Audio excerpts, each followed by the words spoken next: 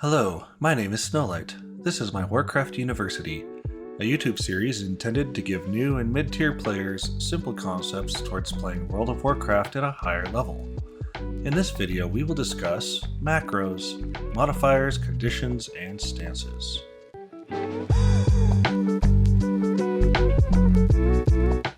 This topic is going to be built on the foundation that we discussed in the previous video, so if you haven't watched that one, please go back and familiarize yourself with the basic concepts of macros.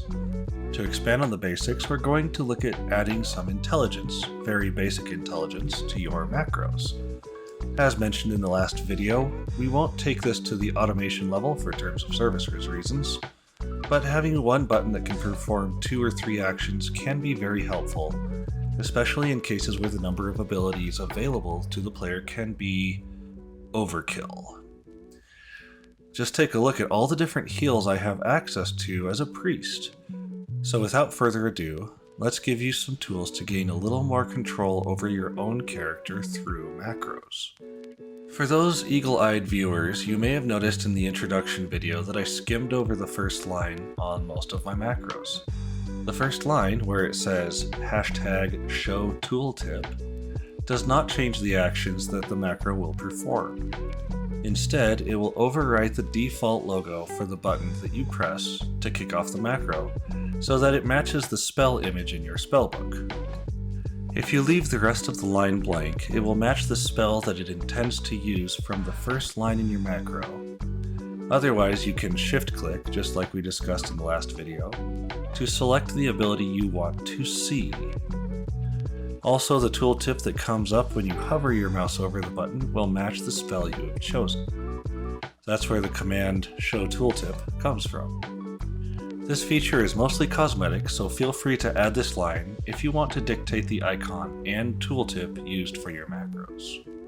Alright, now to get back to functional stuff. You should remember from the last video that we can specify a target within the square brackets. We're now going to expand on this. Instead of target equals, we will now put in the keyword mod, and then a colon, and then either Control or Alt, as you can see here. This means that if you're holding down one of these keys and trigger the macro, it will cast this spell. But next we need a command for if you're not holding down that key. We set this up in the same way, but instead of mod, we're going to put in no modifier. Then our colon, and then the same key. In this way we can tell the macro to use one ability if you're holding down one of these buttons, or a different ability if you're not pressing that key. This would let you use either of the modifier keys to trigger up to 2 abilities, and no modifier key for a third.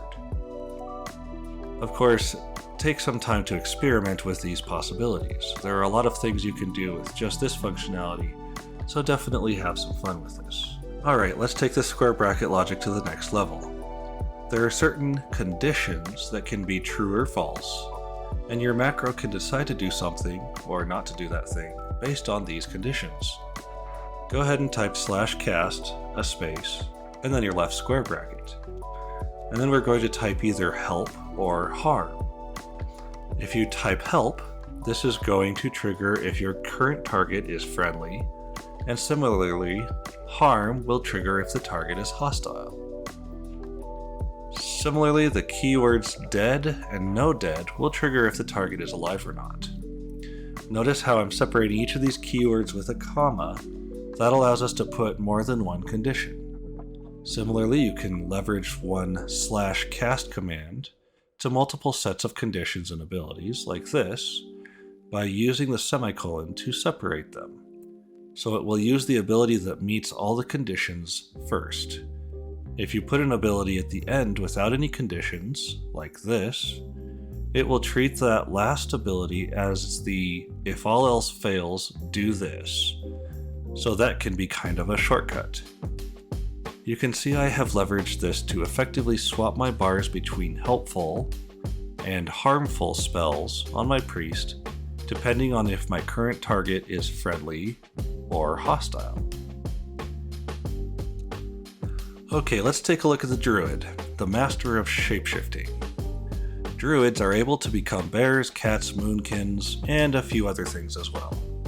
For the sake of macros, these different forms are identified as either of the keywords form or stance. You can macro an ability, for example with form, and then the form number, and it will use the ability if you are in the correct form. Similarly, if you want to force shift into the correct form, you can say no form to denote any form except the one that you indicate. For this purpose, the keywords form and stance do the exact same thing, and similarly, no form and no stance are direct synonyms. While this is most prevalent for druids, since they have the most clear and obvious changing of forms, it may also apply to some other classes like warriors, monks, or even priests. Shadow form, anyone? Here are a few more examples of some macros I've pulled in from a few different characters. Again, this is not a comprehensive list. In fact, I don't think there is a comprehensive list anywhere on the internet, but it is a good starting point to stir up the creativity. As we wrap up for this video, I will point out that there are some excellent starter macros available for every class on icyveins.com. So if you're interested in diving further into macros, then that will be an excellent point to kickstart your macro collection. If you found this video useful, please leave a like on the video or a comment with any questions or ideas so we can continue to work on this series. The subscribe button and the bell are there so you can see when new videos come out, if that is your desire. As always, please be positive in your guilds and help make WoW a fun place for everyone to play. Goodbye for now.